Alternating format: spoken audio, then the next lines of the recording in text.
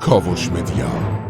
Well, this is it's a horrible subject to have to think about, Lori. Again, it's obviously not the preferred way to go, to actually leave this on the shoulders of Israel, to have to deal with a country of 85 million people developing nuclear capabilities, the largest ballistic missile infrastructure in the Middle East. And as you've said, now essentially encircling Israel and other American allies in the Middle East with literally a ring of fire, thousands of missiles, rockets, drones, and items, now projectiles of increasing accuracy. That is, these missiles and drones are able now, you don't have to fire 20 of these things at an Israeli target in the hopes of having one hit them.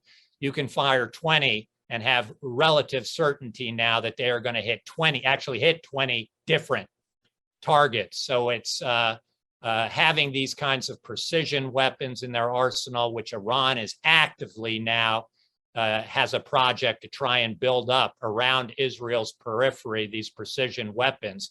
Hezbollah already, I believe, has hundreds of these kinds of missiles and rockets, and may be on its way to acquiring 1,000 or more.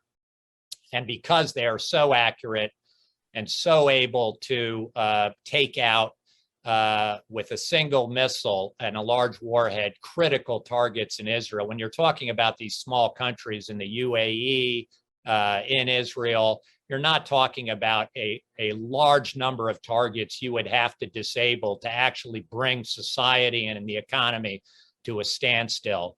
And that's now what Iran is building up around Israel, particularly in Hezbollah, with its 130, 150,000 rockets, missiles, drones, depending on how you're counting.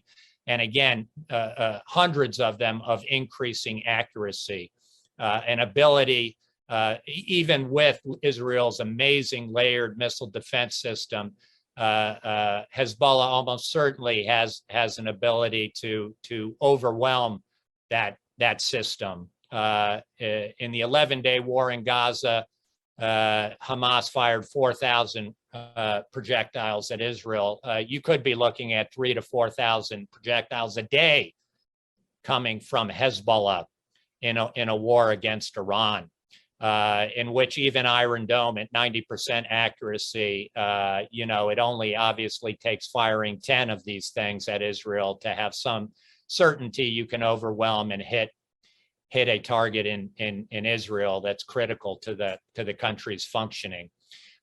So that's a huge problem. I think the Iranian strategy has always been to essentially build up sufficient firepower around Israel that a war, an Israeli strike to destroy the Iranian nuclear program, will lead to such massive retaliation against Israel, primarily by Hezbollah, that Israel will essentially be deterred from ever taking that first step of acting against the Iranian nuclear program. آنچه در مورد ما میگویند.